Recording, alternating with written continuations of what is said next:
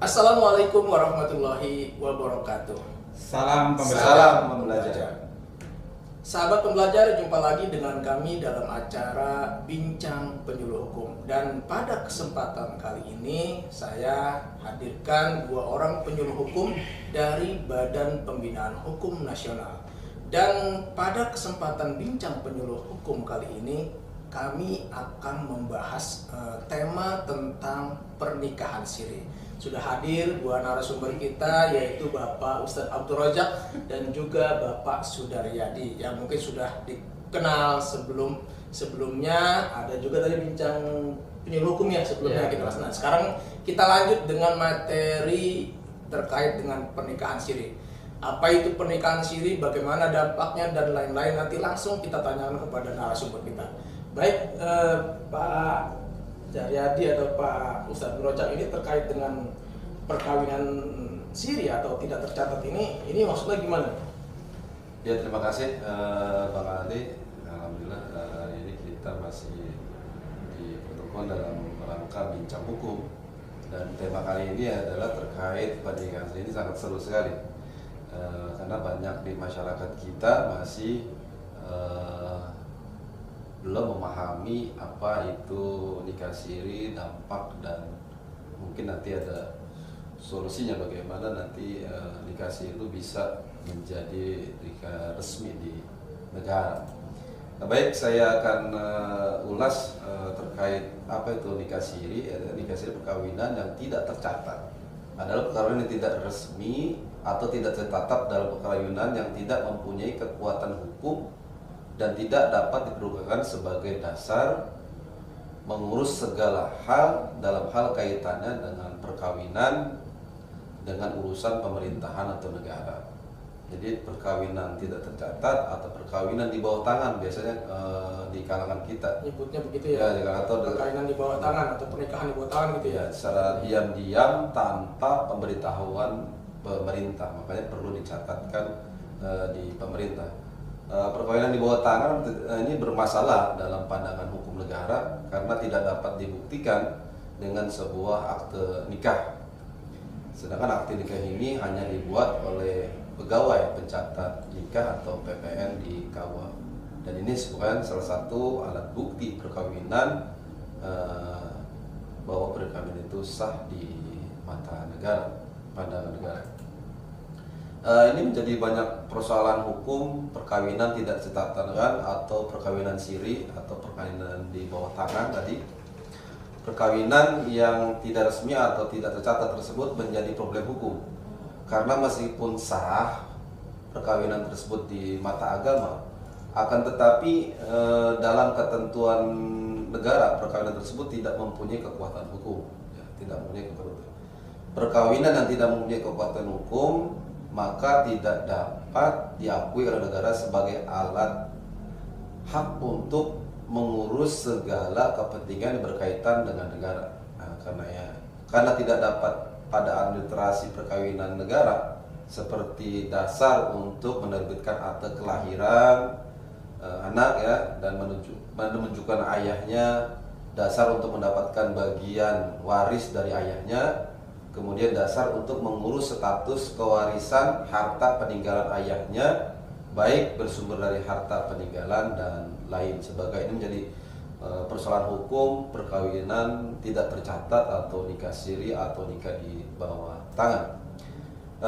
Kemudian akibat-akibat hukum terkait perkawinan tidak tercatatkan atau perkawinan siri atau di bawah tangan ini, ada beberapa akibat hukum dari perkawinan tersebut. Yang pertama, perkawinan dianggap tidak sah karena tidak dicatatkan tadi di dalam negara. Kedua, anak hanya mempunyai hubungan perdata dengan ibunya saja, dengan ibunya saja. Jadi tidak bisa berkaitan dengan ayahnya.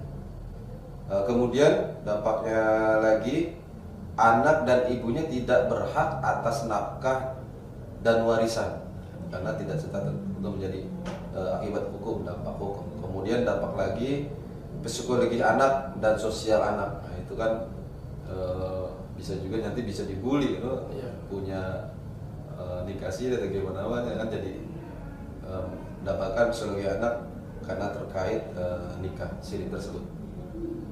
Kemudian lemahnya ketahanan ekonomi keluarga, ya barangkali nikah siri mungkin orang yang kedua atau bagaimana kan itu menimbulkan dampak ekonomi ya bagi keluarga tersebut karena tidak dapat memenuhi hanya untuk menghalalkan menghalalkan saja, tapi tidak sah di negara. Iya, jadi lemah juga secara ekonomi. Kemudian hak dasar anak kurang terpenuhi, ya tadi pembuatan barangkali untuk dia pendidikan karena dimintakan akte gitu ya. Jadi dia hak dasar untuk pendidikan anak tidak terpenuhi karena harus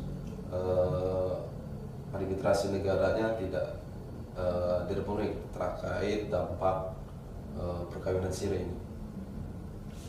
Administrasi kedudukannya ya bermasalah karena nggak bisa dimasukkan ke dalam akta kependudukan. Kemudian suami istri tidak mempunyai hubungan hukum untuk saling mewarisi apabila meminta bantuan penyelesaian perkara dari pemerintah. Jadi misal dia ternyata di perkawinan siri tersebut tidak tercatat tersebut atau di bawah tangan tersebut dia melakukan perceraian, terus dia menggugat ke pengadilan karena nggak tercatatkan, maka sama negara ya nggak bisa diakui karena dia sendiri sudah tidak mencatatkan pernikahannya di negara, dalam hal ini tadi petugas PPN tadi, pencatatan pernikahan. Itu beberapa kali yang dapat dipahami oleh kita semua bahwa nikah siri akibat dampaknya sangat luas. Oleh karena itu mudah-mudahan ini menjadi pemahaman untuk kita semua. Itu saja, Bang Ali. Ya, terima kasih Ustaz Abdul Rojak. Ini Pak Sudaryadi ini yang terkait dengan Pak Ustaz Abdul Rojak ini menyampaikan bahwa ya banyaklah dampak akibat dari perkawinan atau pernikahan siri ini. Untuk mungkin barangkali ada masyarakat yang mungkin sudah terlanjur melakukan pernikahan siri. Nah, ini bagaimana nih solusinya agar nikah siri ini sah secara hukum gitu? Ya, terima kasih Bang Ali, terima kasih Bang Rojak juga. Jadi saya juga ingin mengomentari ya kondisi masyarakat kita yang masih melakukan perkawinan siri atau pernikahan siri.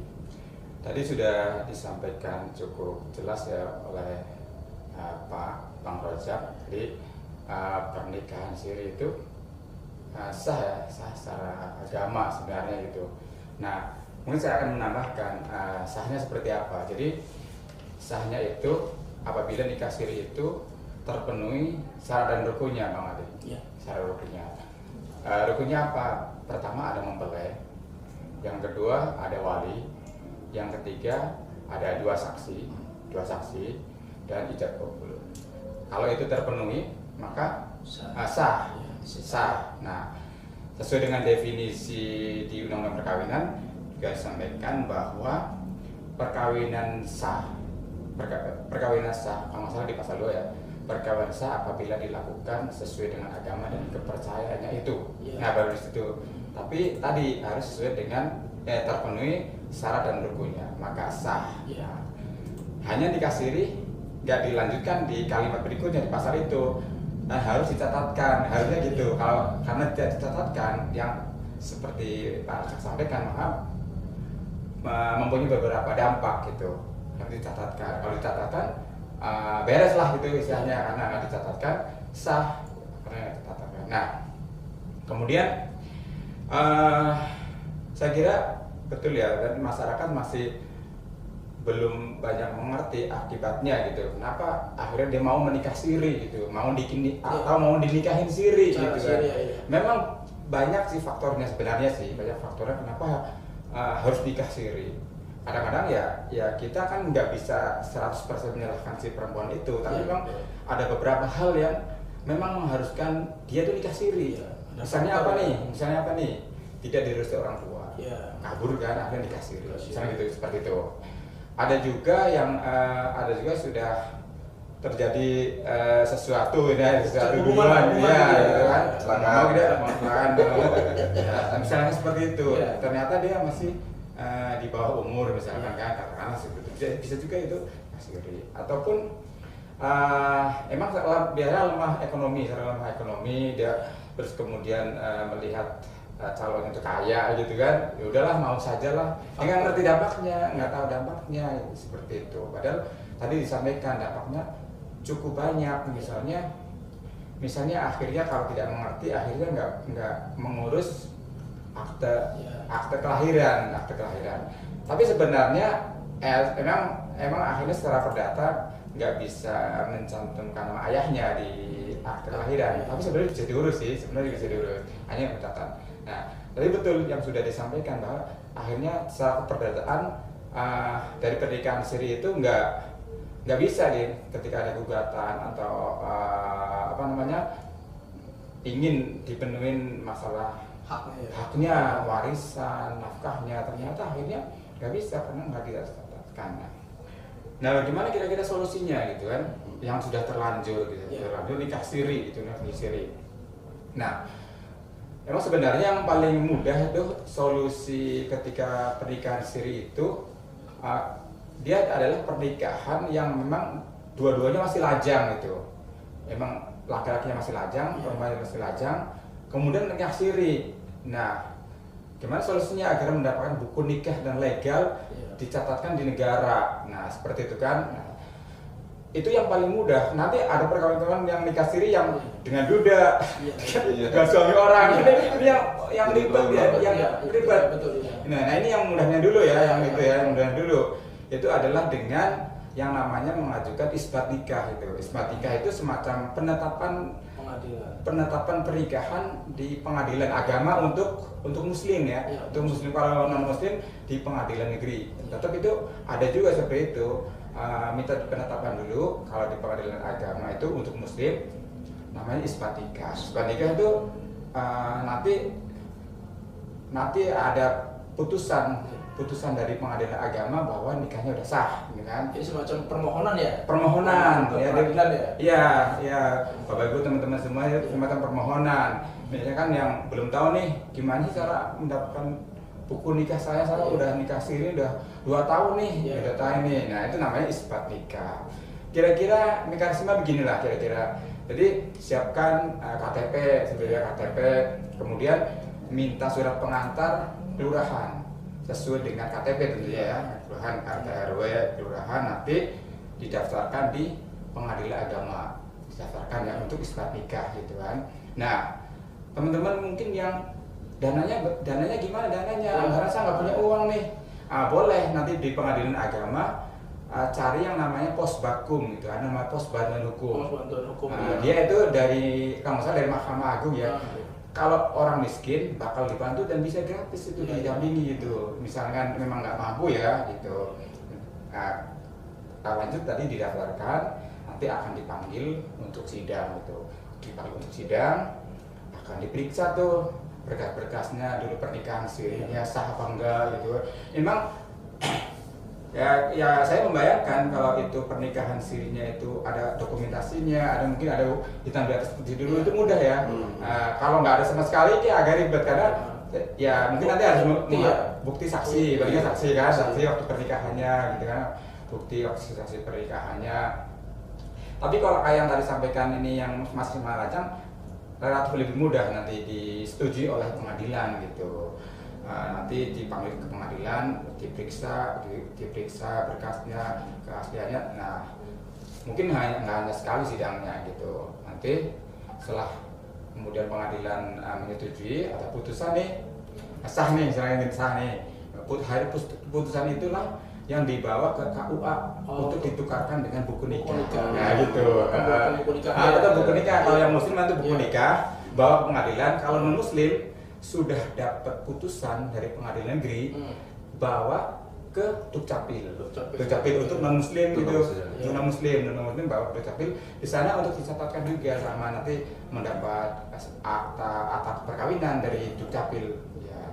Kira-kira itu dulu Bang, nanti mungkin bisa dilanjut dengan hal-hal yang lain. Untuk solusi solusi yang biar dapat buku nikah. Buku nikah. Setelah itu udah tuh sah kayak pernikahan biasa. Diakui negara ya. Diakui negara, keperdataannya, warisan, hibah, nafkah. Nah, nafkah itu bisa diberikan haknya lah kira-kira seperti itu. Ya. Tuntutan apa waris apa sudah bisa ya. Iya. Kalau memang udah tercatat di apa namanya? Betul. Tercatat ya. Nah, Pak Ustadz udah lengkap nih, mau ditambahin nggak? Ada tambahan nggak kira-kira? Ya, tambahkan juga sedikit. Memang solusinya betul kata tadi Pak Deradi, kalau dia mengadakan nikah siri bawa tangan, solusinya adalah mengadakan isbat nikah di pengadilan agama. Ya, tentunya proses-prosesnya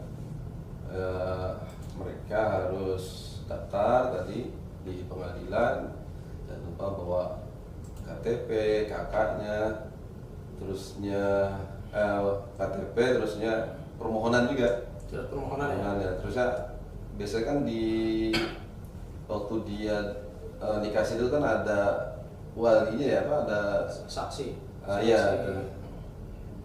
Nah itu ada dokumen juga dia untuk sebagai data dukung untuk dia mengajukan isbat di pengadilan. Kemudian setelah itu persidangannya nanti dilaksanakan beberapa kali, di sana diperiksa sama hakim. Nah, nanti ada putusan tadi keluar. Nah, nanti akan keluar surat isbat nikahnya. Nah, disitulah dibawa ke KUA, kemudian setelah ada pengesahan nanti di kantor kelurahan nanti KTP-nya kan dilaporkan tuh ya, jadi berubah dia. Jadi tadinya tidak tercatatkan itu, jadi sekarang sudah nikah, kawin di keterangannya. Cuman saya ada pertanyaan sedikit nih dengan Mas Sudaryadi terkait nikah siri juga nih. Kalau dia kan ada tuh katanya bisa nikah siri, dia udah nikah siri terus bisa dicatatkan di kakak gitu. Apakah langsung bisa begitu dicatatkan di kakak juga, bisa diurus di kelurahan atau gimana? Gimana tuh? Betul. Oh ya, bisa langsung ya. Iya ya, belum lama ini memang dari kalau nggak salah dari Kemendagri ya, dari bahwa nikah siri itu bisa diterbitkan kakak gitu. Diterbitkan kakak. Ya, jadi di kakak itu ada nomor kakaknya, suami istri, hanya di situ tertulis perkawinan belum tercatat. Perkawinan belum tercatat. Dan ini hanya untuk mengetahui bahwa sudah ada perkawinan saja, tapi belum tercatat. Nah, terkait keperdataan belum berlaku, pajak warisan itu tetap nggak bisa diberikan haknya, hanya baru tercatat perkawinannya, maaf. Tapi istilahnya perkawinan belum tercatat negara, tapi sudah ada perkawinan lah, kira-kira seperti itu. Terjadi perkawinan, tapi belum tercatat. Nah, akhirnya secara keperdataan pun belum berlaku seperti itu. Tapi dia sudah bisa buat kakak ya, kakak ya. Nah, kalau biasanya kalau nggak salah ya, kalau sudah seperti itu nanti KTP itu berubah statusnya. Katakanlah tadinya kan pelacang nih, padahal nikah siri, kemudian ditetapkan tadi status KTP-nya tuh jadi menikah gitu. Ini jadi problem. Sebenarnya jadi problem. Jadi misalnya gini Bang, ketika perkawinan siri yang tadi tuh ternyata KTP-nya itu berubah jadi menikah. Nah, jika dalam rumah tangga itu terjadi ketidakharmonisan, akhirnya bubar nih, selesai kan sebenarnya kan. Tapi kemudian si perempuannya mau menikah lagi, ditolak sama KUA karena KTP kamu menikah. Nah ini problem nih, Nah ini ada solusi juga Bang. Jadi ini banyak juga pertanyaan seperti itu. Jadi kalau terjadi seperti itu, si perempuan ini yang tadi itu yang kalau pisah ya. Jadi dia nikah belum tercatatkan, tapi di kakaknya belum ditulis belum tercatatkan, udah gitu bubar lagi. Ya, KTP-nya statusnya menikah, dia mau menikah lagi nggak bisa dong, kadang akan dicatat kamu menikah, mana surat cerainya, misalnya gitu kan, cerainya nggak ditolak sama KUA. Nah, solusinya adalah isbat nikah juga. Sama. Jadi isbat nikah itu yang boleh mengajukan kan boleh istri, boleh suami ataupun anak-anaknya jika memang sudah punya anak gitu sebenarnya. Nah kasus yang kayak tadi bingung kan misalnya, loh saya ini nikah siri gitu ya, nikah siri ya, tapi kayak ini menikah. Nah caranya itu isbat nikah tapi namanya langsung isbat cerai gitu. Wow. Ya jadi mengajukan di pengadilan isbat nikah ya, disahkan isbat nikahnya tapi langsung isbat cerai biar dapat putusan cerai untuk nikah yang baru. Sekaligus gitu ya. Sekaligus. Jadi biar dapat putusan cerai untuk pernikahan yang baru tadi tuh. Nah, ketika pernikahan yang baru dengan suami yang baru bawa akta cerai itu disetujui oleh KUA. Itu agak rumit. Iya, agak rumit. Dia banyak pertanyaan. Ini ditolak. KUA kan akan menilai kan statusnya menikah. Nah, solusinya itu isbat nikah sekaligus isbat cerai biar dapat putusan cerainya untuk sebagai syarat menikah lagi. Jadi dua permohonannya. Iya, tapi nanti kan penetapan dulu sama langsung putusan cerai. Otomatis kan pengadilan nggak akan mengeluarkan cerai dong sebelum pernikahan sebenarnya disahkan gitu kan. Tadi isbat itu kan mengesahkan tuh. Langsung cerai itu, ya bisa itu. Kalau ada kasus seperti itu bisa, tidak harus juga menghadirkan suami yang sudah kabur kemana nih misalnya.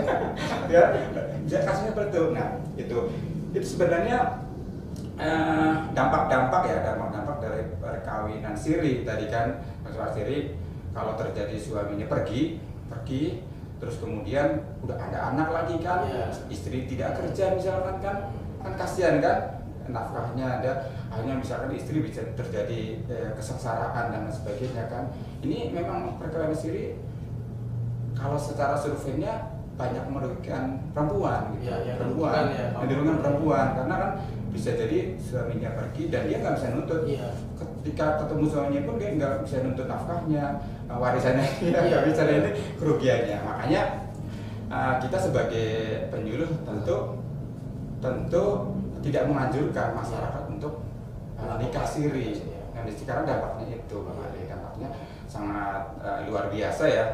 Ketika belum terjadi nikah siri, kita sangat tidak menganjurkan untuk menikah siri. Meskipun macam-macam sih alasannya si orang nikah siri, salah satunya misalnya menghindarkan zina tadi kan, zina. Tapi ya itu tadi kita sampaikan ya, kalau terus suaminya baik-baik misalkan kita bahwa menikah sebulan, alasannya udah nikah siri dulu deh, ntar tahun depan atau beberapa bulan kemudian kita nikah resmi. Kalau suaminya modus, sebulan kabur deh.